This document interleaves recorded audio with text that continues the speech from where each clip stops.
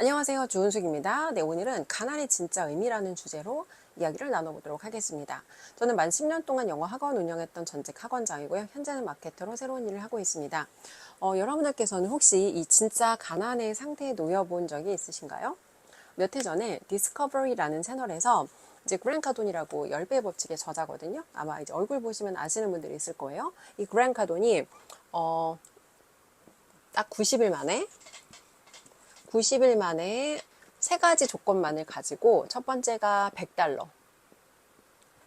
100달러 그리고 이제 휴대폰 하나를 가져가는데 자기 원래 인맥이 들어있는 휴대폰이 아니라 아무것도 전화번호가 없는 빈 휴대폰 그리고 낡은 중고 픽업 트럭 이 세 개를 가지고 낯선 동네에 가서 90일 동안 심지어 자기 이름이 아니라 전혀 낯선 루이스라는 이름을 가지고 새로 비즈니스를 구축해서 이제 어떻게 가치를 만들어가는가 이제 그런 것들을 보여주는 프로그램이 있었거든요. 근데 이제 그랜 카돈은 사실 굉장히 성공한 비즈니스맨이에요. 근데 이 그랜 카돈조차도 다시 밑바닥으로 돌아가서 하나하나 쌓아 올라가는 그 과정을 경험하면서 아 정말 이 사람들이 힘들겠구나 이런 것들을 공감하면서 눈물을 흘리는 그런 장면이 굉장히 인상적이었는데요. 오늘은 여러분들께서도 내가 만약에 다시 가난해진다면 나는 어떻게 다시 현재 위치까지 올라올 수 있을까라는 여러분의 시나리오를 상상하면서 함께 들어보시면 좋을 것 같아요. 저는 10년 동안 학원을 이제 운영했는데 그 전에는 영어 교육 관련된 뭐 다양한 분야에 10년 정도 경험을 쌓았어요. 학원을 운영하면서부터는 이제 이 가난이라는 상태랑 좀 거리가 멀었는데 최근에 제가 이 가난을 다시 경험할 수 있는 그런 경험을 하게 돼요. 어떤 거냐면 작년 8월에 제가 학원을 정리하게 돼요. 학원은 저한테 안전지대고 같은 일을 반복한다고 이 안에서 더 새로운 성장과 새로운 경험이 없을 거라고 생각하고 뭔가 이제 저도 새로운 도전, 성장을 위해서 학원이란 안전지대 밖으로 나오는 결정을 하게 되는데요. 4개월 동안 그러니까 뭔가 이때 나름대로 뭔가 하기는 했지만 그러니까 일반적으로 사람들이 봤을 때 뭔가 이제 명사역으로 저의 직업이 정의되지 않고 그리고 4개월 동안은 제가 결정적으로 수입이 없었어요. 그냥 말 그대로 생백스로 4개월을 제가 보냈거든요. 그러니까 이 4개월의 시기를 제가 경험하면서 진짜 오랜만에 이 가난이라는 게 주는 공포와 가난이라는 게 주는 이 두려움 이런 것들을 제가 진짜 오랜만에 다시 경험을 하게 됐거든요. 일단 제가 제일 놀랐던 건 제 평소 지출이었어요. 카드 내역서를 사실 그렇게 유심히 살펴보거나 막 그렇게 제 지출 내역을 관리하면서 살지 않았는데 제가 숨만 쉬어도 한 달에 내가 그냥 기본 생활, 이 중산층 라이프를 유지하는데 한 달에 내가 혼자 쓰는 돈이 500이구나를 알고 깜짝 놀라게 돼요. 불필요한 지출들이 많이 있더라고요. 그래서 이 불필요한 지출을 좀 가볍게 정리를 하기 시작했고요. 그리고 또 보니까 제가 차가 있긴 한데 차를 안 타요. 지하주차장에 한 달이면 거의 한 24일, 25일 정도는 세워져 있는, 그러니까 출근할 때도 저는 차를 안 가져가거든요. 그래서 차가 계속해서 지하주차장에 세워져 있는데 이 차를 제가 소유하고 있더라고요. 그래서 이 차도 제가 제거하게 됩니다.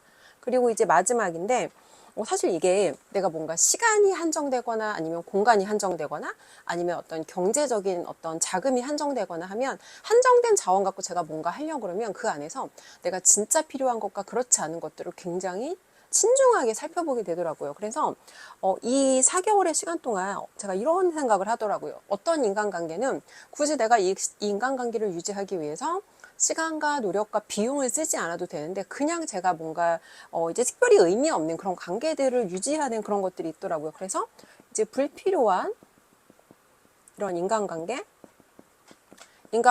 이런 사람들과 쓰는 시간과 돈의 지출을 제가 제거하게 돼요. 그래서 제 삶을 조금 가볍게 정리하는 이런 시간을 보내고요.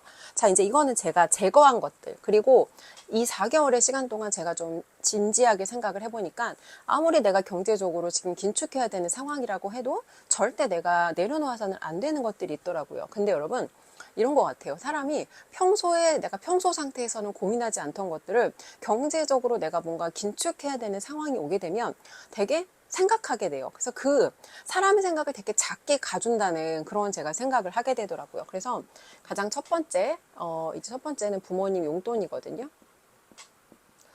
부모님 용돈을 제가 학원을 운영하고 이제 여유가 좀 생기면서부터 드리기 시작했고, 여유가 있을 때는 조금 더 드릴 수도 있었고, 이제 형편에 따라 조금 왔다 갔다 변동성 있게 유연하게 조정을 하긴 했는데, 사실 이제 이게 제가 수입이 딱 끊어지다 보니까 이 시기에도 제가 좀 고민이 되더라고요. 근데 제가 돈을 안 번다고 해서 부모님들이 생활을 안 하는 건 아니잖아요. 그리고 플러스 과연 내가 우리 부모님한테 이 용돈이라는 걸 드릴 수 있는 우리에게 남은 시간이 얼마나 될까? 라는 걸 제가 생각해 보니까 이걸 고민하는 제 자신이 너무 쪼잔하고 너무 부끄럽더라고요. 그래서 이거는 제가 제 형편이 허락하는 한 이거는 내가 반드시 유지해야 되는, 어떻게 보면 이제 이거는 지출이 아니라 저의 어떤 기쁨을 위한 투자인 거죠. 저의 마음의 보람과 기쁨을 위한 투자인 거죠. 그래서 이제 이거는 절대 제가 유지해야 되는 그런 항목으로 포함을 했고, 두 번째는 저의 건강에 관한 거예요.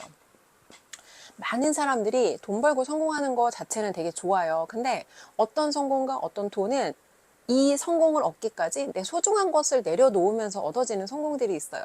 가장 대표적인 게 그 사람들이 성공이라는 걸 얻기까지, 아니면 돈이라는 걸 벌어가는 과정에 가기까지 건강과 맞바꾸는 성공을 어느 정도는 당연하다고 생각하거나 어느 정도는 마땅하다라고 생각하는 사람들이 있어요. 사실 저 역시도 과거에 그랬거든요.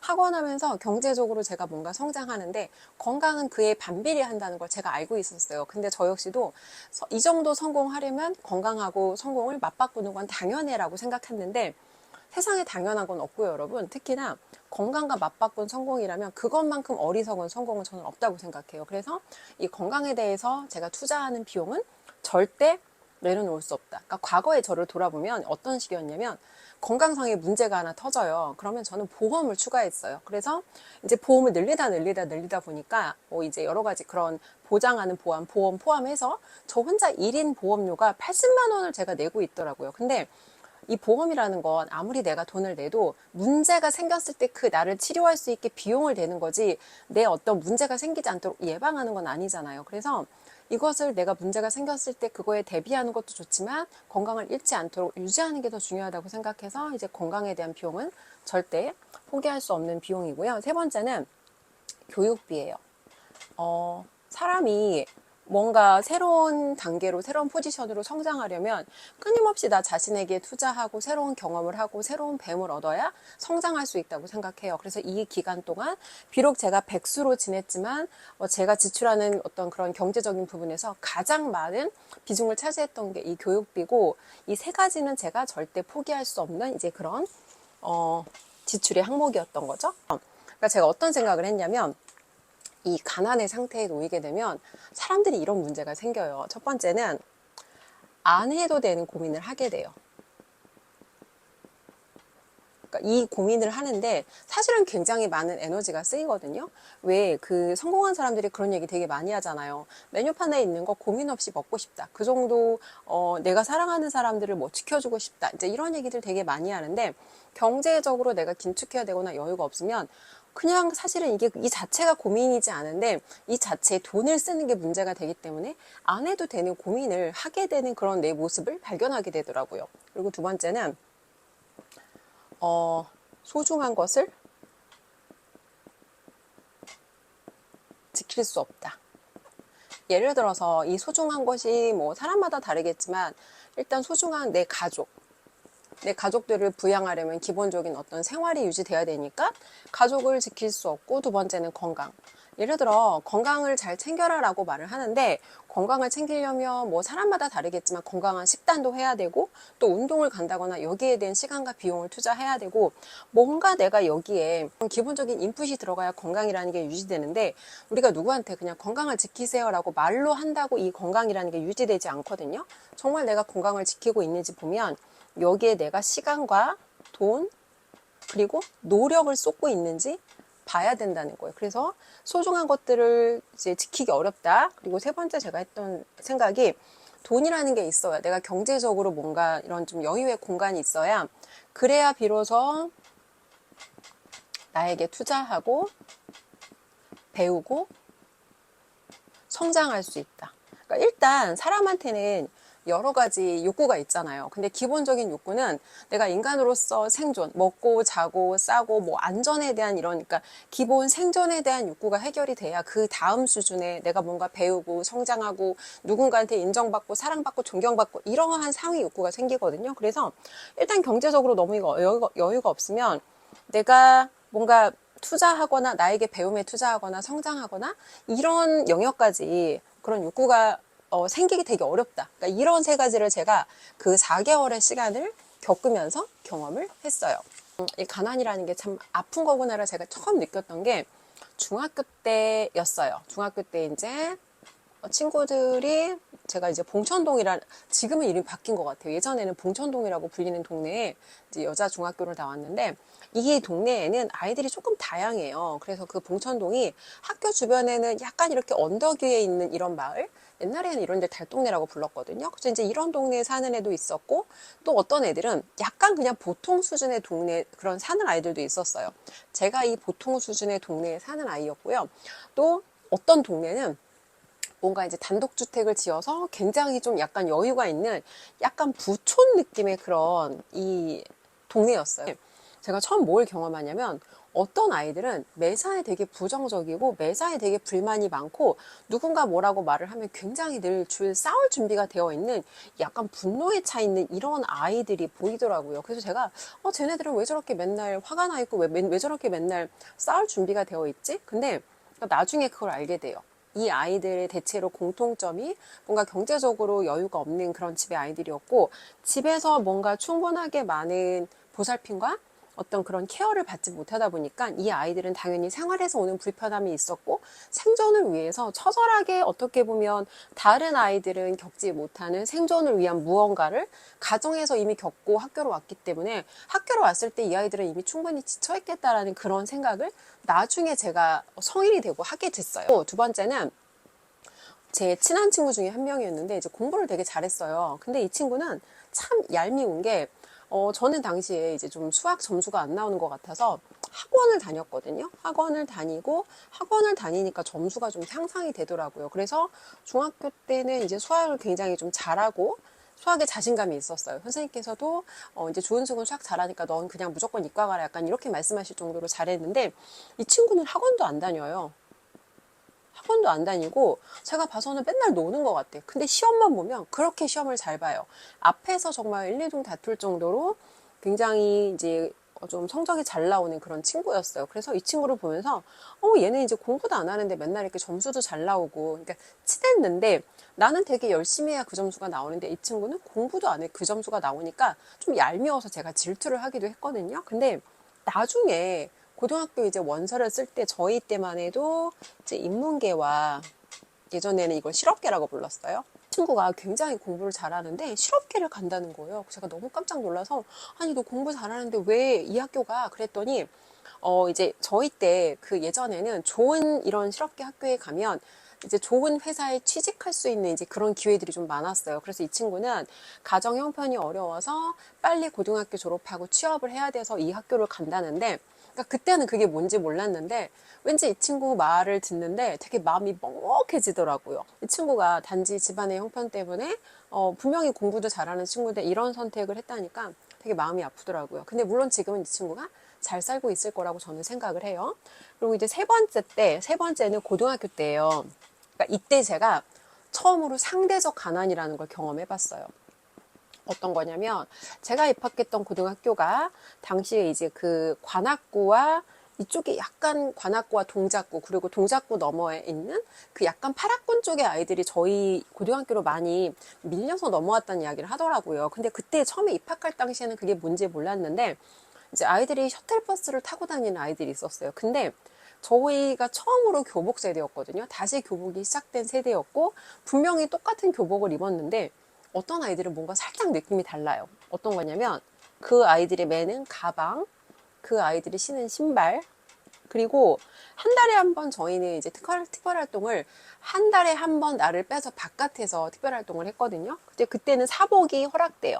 근데 사복을 입는데 뭔가 저 아이들이 입는 옷은 다른 거예요. 근데 나중에 들어보니까 걔네들이 뭔가 입는 그 브랜드가 있는데 그러니까 옷에 무슨 공통된 로고 같은 게 있더라고요. 근데 그게 바로 그때 처음으로 이 게스라는 브랜드가 처음 나와서 굉장히 인기였거든요. 그때가 벌써 한 30년도 더 전인 것 같아요. 근데 그때 이 청바지 하나가 7만 원이었어요. 네, 그래서 이때 당시에는 굉장히 충격적인 그런 가격이었고 친구들이 다 입었고 저도 사실 이제 이게 남들이 다 입으니까 좋아 보이잖아요. 그래서 저희 아빠한테 이제 이 옷을 사달라고 했는데 아빠가 이 옷을 안 사주시는 거예요. 그래서 이해가 안 됐어요. 왜 이걸 안 사주나? 근데 저는 철이 없었고 우리 집은 그냥 아이한테 이런 청바지 한 벌에 7만 원짜리 바지를 여유 있게 사줄 만큼 그 정도의 우리는 여유가 있는 집은 아니었던 거예요. 그래서 처음으로 중학교 때까지는 느껴보지 못하던 뭔가 저 아이들은 나랑 다르다라는 상대적 빈곤감을 처음 이제 고등학교 때 경험을 하게 된 거죠. 그리고 중학교 때는 분명히 제가 수학을 잘했는데 고등학교 가니까 수학 성적이 너무 떨어지는 거예요. 그러니까 아시겠지만 고등학교 들어가면 이제 진도를 나누어서 이 두 파트로 나누어 진행을 하거든요. 어떤 느낌이었냐면 선생님들 진도 나가는 걸 제가 따라가지 못하는 느낌이 들었어요. 그래서 제가 그때 선택했던 전략이 학원을 다니는데 이제 진도가 두 파트다 보니까 저도 이걸 따라잡아야 되는 거예요. 근데 동해 단과학원에서만 수업을 듣기에는 이제 비용이 좀 부담되니까 하나는 이제 그 노량진에 있는 그 가격이 좀 저렴한 단과학원을 다녔고 하나는 동네 학원을 다녔어요. 근데 단과학원에 가게 되면 문제가 뭐죠? 왔다 갔다 이 통원하는데 학원에 다니는데 시간이 너무 많이 걸리는 거예요. 그리고 특히나 이제 퇴근 시간에 걸려서 버스에서 길이 진짜 많이 막히고 이 단과학원 수업을 끝나고 동네 학원으로 다시 가면 밤에 11시 정도 막 이때 돼서 수업이 끝나거든요. 근데 솔직히 얘기하면 이 학원에 가서는 그러니까 수업을 들은 게 아니라 거의 졸다가 집에 온 날이 진짜 많아요. 그래서 저는 약간의 학원비를 절약할 수 있었을지 모르겠지만 시간의 효율성은 사실은 굉장히 떨어졌던 거죠. 근데 제 친구 하나는 이제 수학을 되게 잘하는 친구가 있어서 어떻게 이렇게 수학을 잘하나라고 물어봤더니 과외를 해요. 선생님이 명문대 선생님이 집으로 오신대요. 그러니까 집으로 오니까 얘는 시간이 절약되는 거고 학원 같은 경우에는 이제 정해진 진도를 누구나 따라가야 되는 그런 방식인데 과외라는 건 이 아이가 부족한 데만 채워주다 보니까 어떤 시간의 효율성이라든지 학습의 효율성이 사실은 생길 수밖에 없는 거죠. 그래서 처음으로 뭔가 돈을 지출하는 범위에 따라서 뭔가 이렇게 우리가 다른 결과를 얻을 수 있구나라는 걸 돈의 어떤 힘이라고 할까요? 처음으로 고등학교 때 그런 거를 상대적 빈곤, 상대적 어떤 박탈감 이런 거를 처음 경험했던 게 고등학교 시기였어요. 여러분들께서도 돈의 부족으로 인해서 한두 번 정도는 이런 묘한 기분을 느껴본 적이 아마 있으실 거예요. 이제 2019년 통계청 자료를 보면은 우리나라가 이혼율이 사실 굉장히 높잖아요. 근데 이혼율 사유 2위가 경제적인 문제라고 하더라고요. 가정 내 발생하는 경제적인 문제가 이혼 사유 2위래요. 근데 1위가 뭔가를 보면은 성격 차이라고 하더라고요. 근데 이 성격이라는 건 사실 가치관이잖아요. 그리고 이 성격이라는 건 가치관 플러스 어떤 경제관념. 그래서 생각보다 경제적인 부분이 어떤 한 가정이 파탄되는데도 굉장히 많은 영향을 미친다는 걸 알 수가 있었고 사실 이런 부분이 좀 안타까웠어요. 돈이라고 하는 게 그럼 주는 진짜 가치는 저는 이렇게 생각해요. 얼마 전에 유튜브에서 제가 한 영상을 봤는데 한 교수님이 이렇게 얘기를 하시더라고요. 어리석은 자들이 돈 버는 방식이라고 이야기를 하면서 이 돈에 주는 가치를 부자들은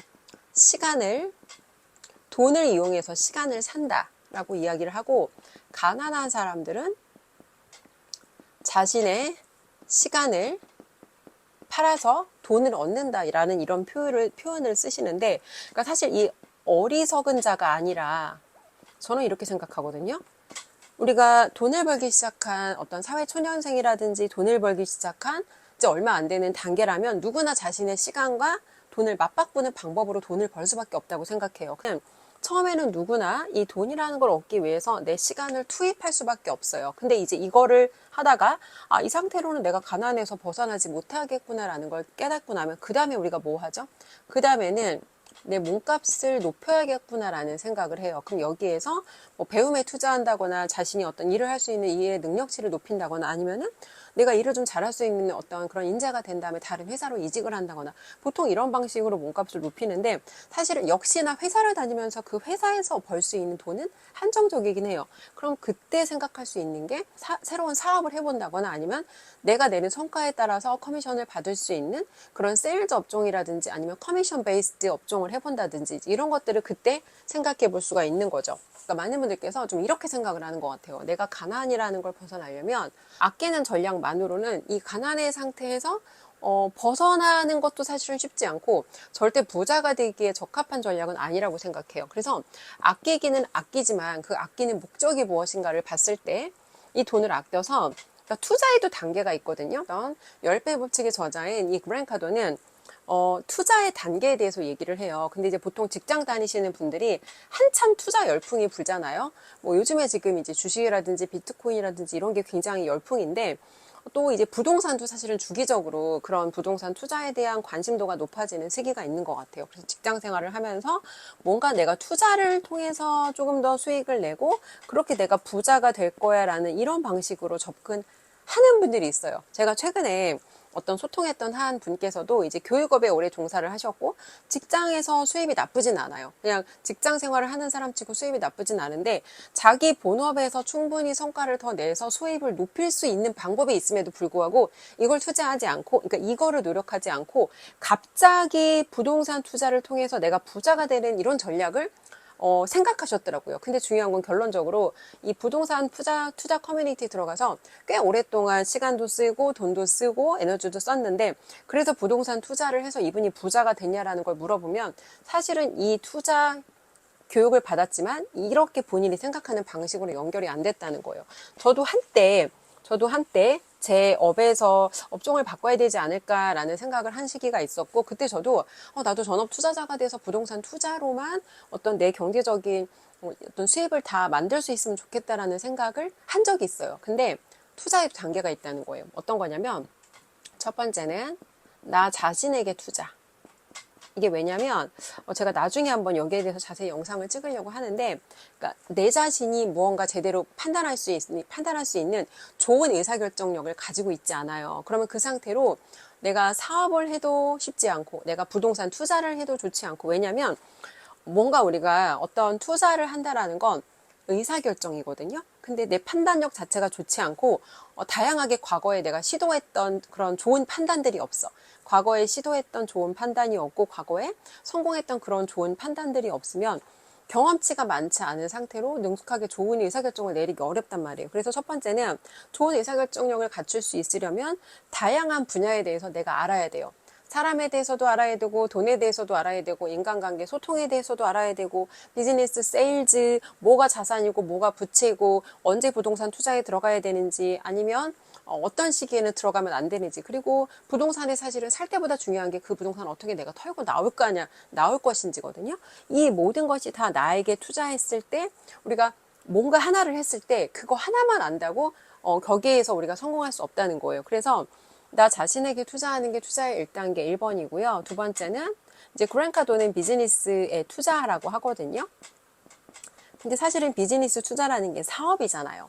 아무리 작게 내가 사업을 한다고 해도 작은 사업체 하나를 꾸리는 거랑 큰 사업체를 꾸리는 거랑 알아야 되는 일의 가지수 자체는 사실은 똑같아요. 그래서 저의 멘토인 이제 개미 멘토 아이스강 대표님은 이 비즈니스 대신에 개미들이 할 수 있는 이 투자를 세일즈 영역에 들어가라고 해요. 예를 들어서 제가 학원 강사로 일을 해요. 그러면 학원 강사인데 세일즈가 나랑 무슨 상관이야? 라고 생각할 수 있는데 세일즈라는 건 상대방을 내가 설득하는 힘, 상대방과 소통하는 힘. 그래서 상대방을 내가 옳다라고 생각하는 방향으로 설득해 나가는 그런 의사소통의 전체 과정을 세일즈라고 보는 거예요. 그래서 학원에 내가 일을 하더라도 원장으로 제가 있던 시절에 아이들을 설득하고 우리 학원에 오려고 하는 어머니들, 그분들을 설득해서 내가 확신을 가지고 이분들을 끌어갈 수 있게 우리 학원에 등록시키는 이 모든 게 사실은 의사소통이고 그 모든 게 사실은 세일즈라는 거죠. 그래서 강사를 하더라도 학원에서 내가 월급을 받는 게 아니라 내가 노력한 만큼 내가 더 많은 어떤 매출을 만들면 그에 따른 커미션을 받을 수 있는 이런 방식으로 뭔가 이제 커미션 베이스로 일할 수 있는 이제 그런 방식으로 세일즈를 통해서 소득을 높여가는 거. 이제 이거를 많이 추천을 해요. 그래서 예를 들어서 우리가 판매업 자체에 동사하진 않을 수 있잖아요. 내가 뭐 자동차 판매원이라든지 아니면 보험 판매원이라든지 화장품 판매원이라든지 이런 내 업종이 판매가 아니라도 내가 하는 직종에서 회사원이라고 할지라도 내가 성과에 따라서 내가 더 커미션을 받을 수 있게 그렇게 내가 그 부분에 회사에서 그 부분에 대해서 내가 딜을 해서 가치 부여할 수 있잖아요. 그래서 세일즈 업종, 비즈니스 투자를 하라고 하는데 실질적으로는 세일즈를 경험할 수 있는 커미션 베이스드 업종에 들어가서 경험하라는 거. 그리고 마지막 단계가 부동산. 근데 여러분 부동산에 대해서도 정말 제가 겪었던 시행착오가 진짜 많아서 여기에 대해서도 나중에 좀 한번 얘기를 드리고 싶은데 부동산은 사람들이 이런 경우 되게 많아요. 예를 들어서 이제 막 그런 싸구려 빌라 있잖아요. 되게 막 싸구려 저가 빌라 같은 거 사서 빌라 경매해서 뭐 월세 받으세요 하는데 만약에 여러분들이 지금 여러분들의 본업에서 현재 내 본업에서 맥스를 친 상태가 아니야. 내 본업에서 내가 내일 당장 퇴사한다고 했을 때 회사에서 나를 너무 아쉬워하고 대체 불가능한 내가 그런 인재가 아니야. 그러면 첫 번째 여러분이 하셔야 되는 건 여러분 본업에서 맥스를 치셔야 돼요. 그러니까 그런 것 같아요. 가난의 상태에서 머물러 있고 싶은 사람은 없거든요. 근데 이 가난의 상태에서 사실은 벗어나기 위해서 무언가 치열하게 행동해서 가난 상태에서 빠져나오는 상태가 되지 않으면 영원히 여기에는 약간 벗어날 수 없는 늪 같은 상태라는 제가 생각이 들더라고요. 저 역시도 20대 후반부터 학원 운영하기 전까지 30대 후반까지 10년 정도 이상을 정말 이 가난에서 벗어나기 위해서 진짜 치열하게 살았거든요. 근데 제가 주변에서 경험했던 이 가난 상태에서 벗어나지 못하는 사람들을 보면은 진짜 안타까운데 약간 이런 특징이 있어요. 첫 번째는 그러니까 뭔가 인내심이 되게 부족해요. 그러니까 처음에는 그게 뭐가 됐건 간에 내가 현금이 들어오면 처음에는 그거를 내가 이 돈을 통해서 나한테 투자하든 아니면 이걸 통해서 다른 무언가를 하든 어쨌건 내가 기본적인 시드머니를 모을 때까지는 인내하는 힘이 필요한데 그런 인내심 부족한 사람들이 되게 많고요. 그리고 이제 두 번째는 이 돈 개념이 되게 클리어하지 않은 분들이 많아요. 다른 사람하고 내가 뭔가 금전거래가 있는데 그런 것에 대해서 뭔가 이 사람이 요구하기 전까지 빨리빨리 그런 것들을 해결하지 않는다거나 이제 이런 경우가 되게 많았고 세 번째는 이건 좀 되게 그러니까 다양해요. 형태는 다양한데 내가 가난한 상태이면서 기버인 사람을 사실 저는 거의 못 봤어요.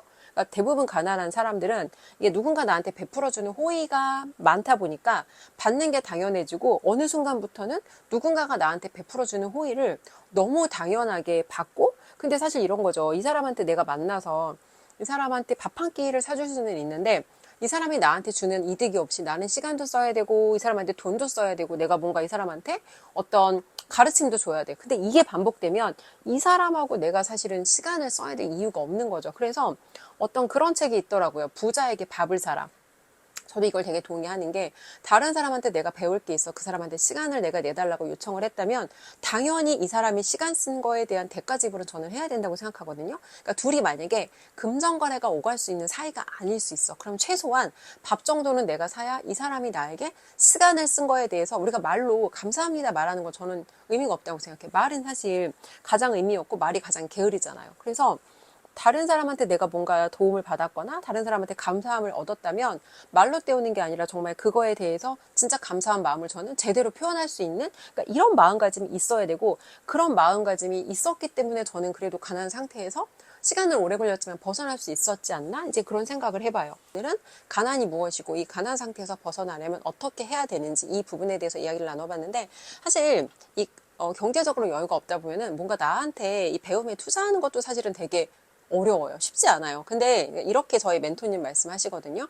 그 사람이 돈이 많고 막 여유가 있어. 사실 그런 사람들은 배움에 투자할 필요가 없을 수도 있어요. 이미 충분히 잘하고 있고 이미 충분히 성과를 내고 있으면 그런 사람들은 오히려 사실 굳이 배움에 투자할 필요가 없을 수도 있지만 이 가난 상태에서 누가 나를 구해줄 거냐는 거죠. 내 인생을 구해줄 사람은 나밖에 없거든요. 그러면 지금 내가 경제적으로 여유가 없다 할지라도 이 상태에서 벗어나기 위해서 내가 할 수 있는 최선이 무엇인지 보고 어려운 순간에 그 사람이 어려운 결정 예를 들어 오늘도 가난하고 내일도 가난할 거니까 그냥 있는 대로 털어 써버릴 거야가 아니라 어렵지만 이 순간에 나한테 먼저 투자하는 이런 어려운 결정을 할 수 있다면 이게 바로 그 사람의 정체성이라는 거죠.